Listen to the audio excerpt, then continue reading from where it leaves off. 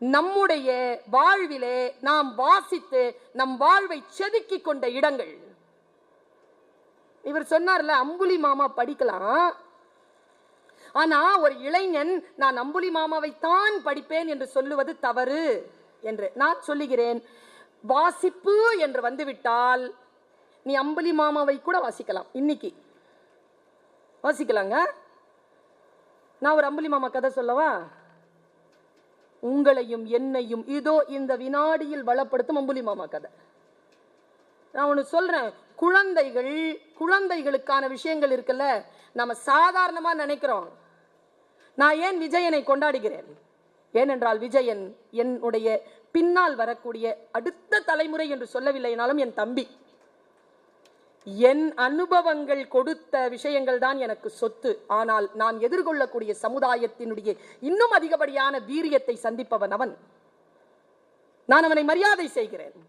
அவன் என்னை விட வயதில் குறைந்தவன் என்பதற்காக அவனுடைய சிக்கல்களும் அவனுடைய உலகமும் சாதாரணமானது இல்லை.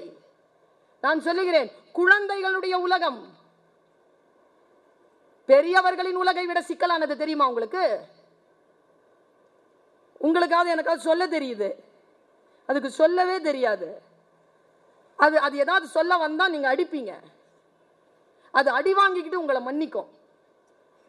எவ்வளவு சிக்கல் தெரியுமாங்க அதுக்கு? ஒரு அம்புலி மாமா கதை.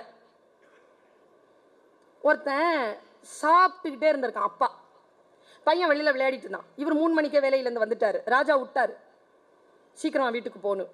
அன்னைக்கு சாட்டர்டே 3 மணிக்கு வந்துட்டான். பையன் வெளில விளையாடிட்டு இருக்கான்.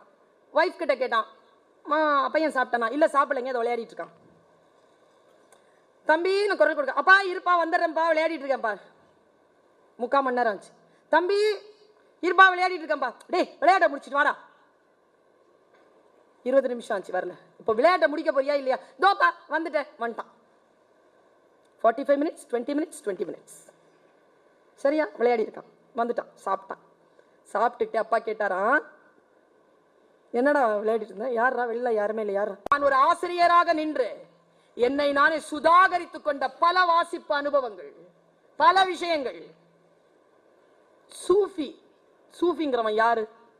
ஜென் பேசுறோமே, யாருங்க சூஃபி?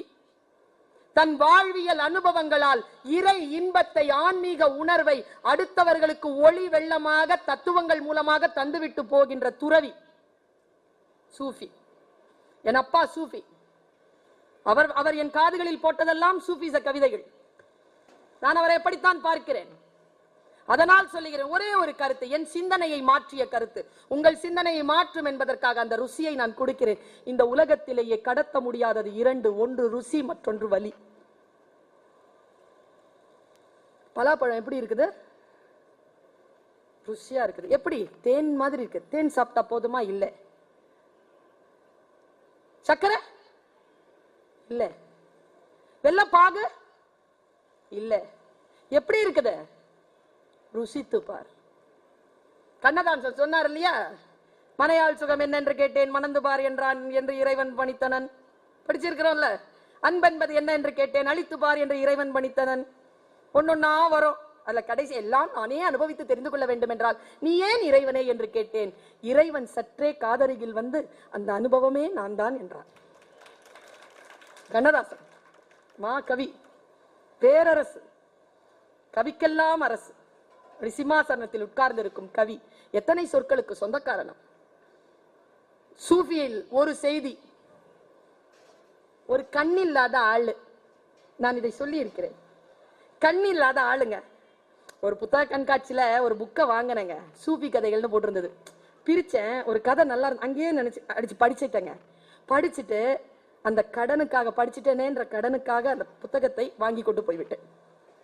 ஏன்னா படிச்சோம்னா இந்த உலகத்திலே ரொம்ப அயோக்கியத்தனமான வேலை என்ன தெரியுமா? அதான் ஃப்ரீயா புக்கை வாங்குறது.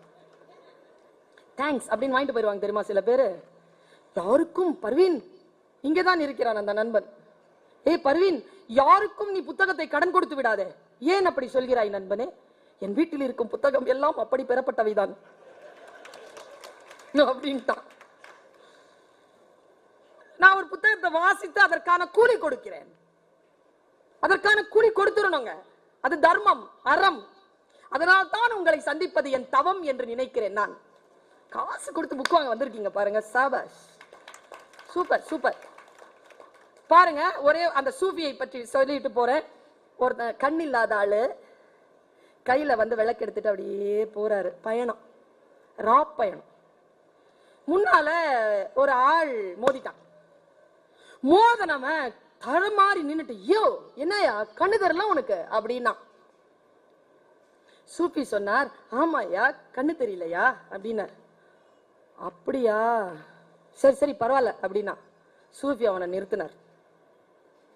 இரு, எனக்கு கண்ணு தெரியாது, சரியா?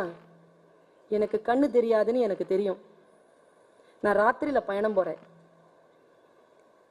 உனக்கு ராத்திரியில கண்ணு தெரியாதுன்னு எனக்கு தெரியும். நான் விளக்கு எடுத்துட்டு வந்தது நீ என் மேல மோதிரக்கூடாதுன்றதுனால்தான். பரவாயில்லைன்னு நீ சொல்லக்கூடாது, பரவாயில்லைன்னு நான் தான் சொல்லணும்னு பாருங்க. அதுதான் அந்த சுவை, அந்த ருசி. அதை ருசித்து பாருங்கள். இன்னும் பல விஷயங்கள் இருக்கின்றன. இயற்கையும் பெரியவர்களும் வாய்ப்பு நல்குகின்ற பொழுது, வாய்ப்பு வாழ்க்கை விரித்து தருகின்ற பொழுது உங்களோடு என் சிந்தனைகளை பகிர்ந்து கொள்வதற்காக மீண்டும் வருவேன் என்று சொல்லிக்கொண்டு வாய்ப்பளித்தமைக்கு நன்றி பாராட்டி விடைபெறுகிறேன். நன்றி, வணக்கம்.